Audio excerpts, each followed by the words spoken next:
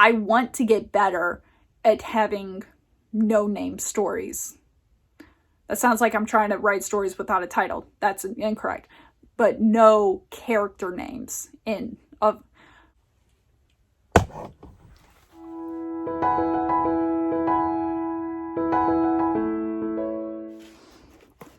Hello dears, Natalie Locke here with episode 30 of Write the Story, where I give you a prompt out of this book and 10 words to include in your flash fiction.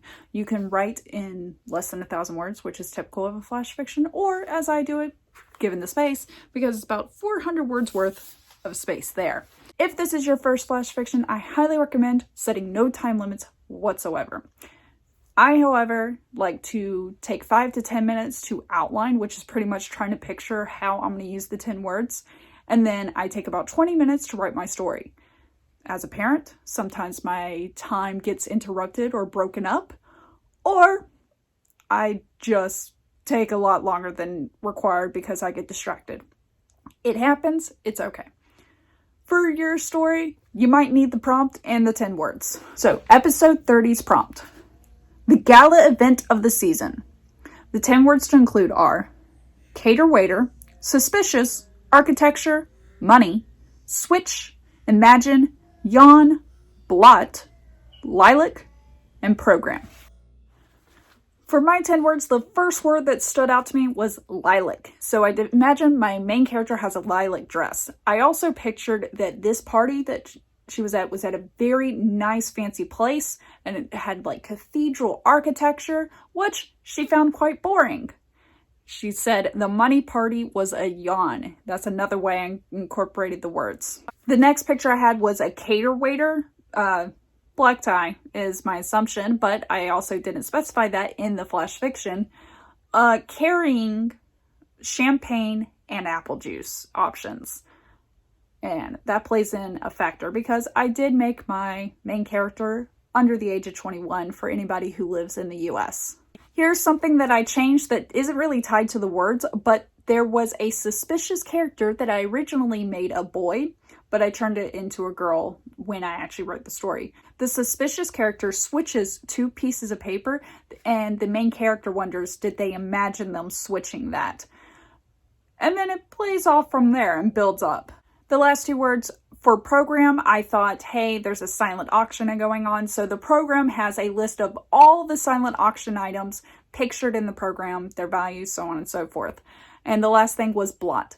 Blot made me think of ink blot. And so I thought, hey, how about the main character touches an ink blot and ends up getting the residue on their thumb? And that plays in a little bit later. The only word that I changed out of these 10 words is money.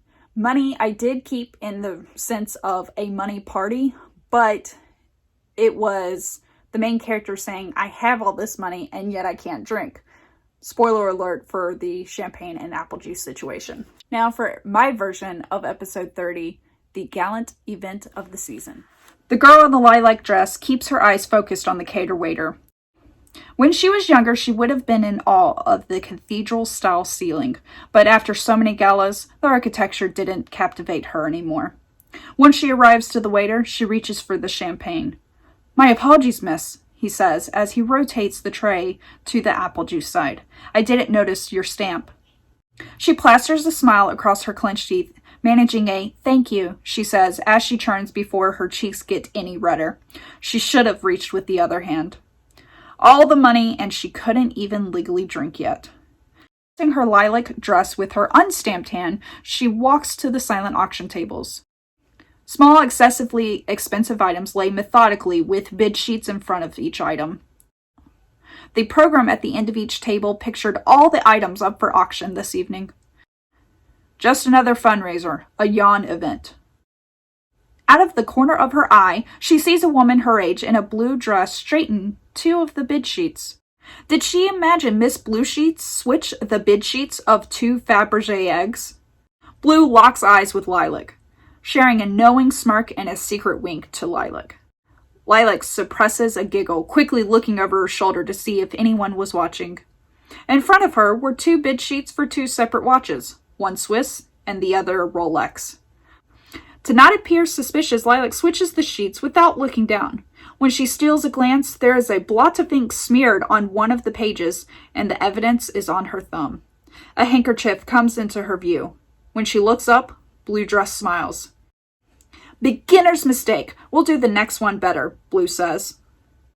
I had so much fun with this story. I really wanted something fun and exciting. So, of course, that meant I had to start the story out boring, at least to the main character. Hopefully it captivated you enough to keep listening, but that's where our main character was at, is boring and not fun. This is just any other fundraiser, plug and chug. I think the phrase I heard recently was same soup, different spoon. I wish I put that in there because that is a cliche, on its way to be a cliche at least, but it's still just fabulous. The number one thing that I felt I needed to work on this story though, as much as I loved it, is obviously I tried the challenge of not naming my characters.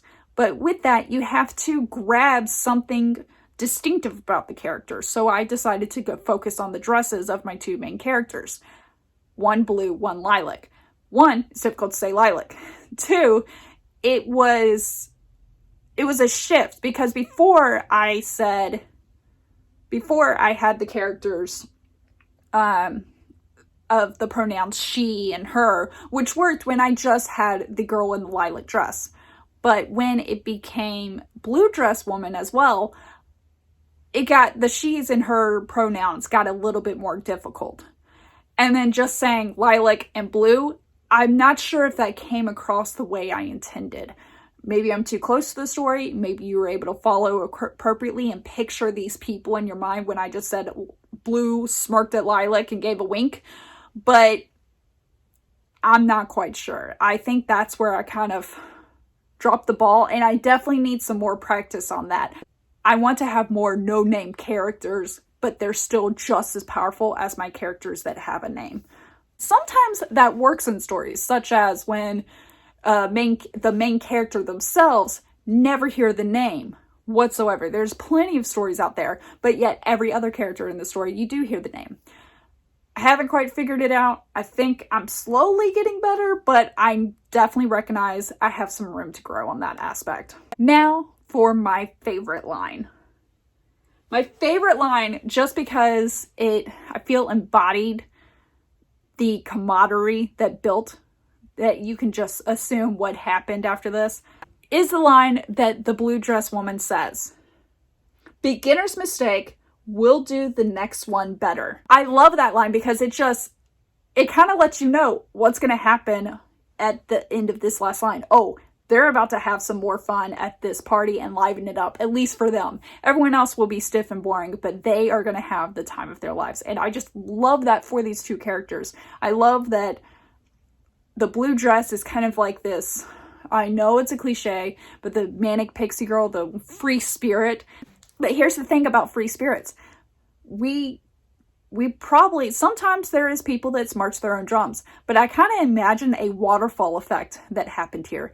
That maybe a green dress girl spoke to the blue dress girl and livened her up, and then blue dress girl has carried that liveliness of bring life to the party and not let it be boring to lilac dress girl. And that's the way I kind of imagine how this has gone. And it's like not a competition between these two girls. It's a camaraderie. They're in the same boat, and it's let me help you become better.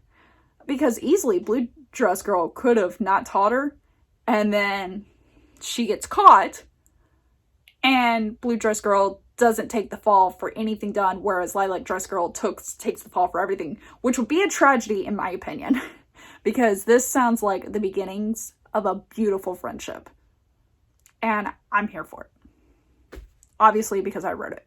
I hope you enjoyed my rendition of this story, and I hope you continue to find enjoyment in your day, your week, your month, and your year.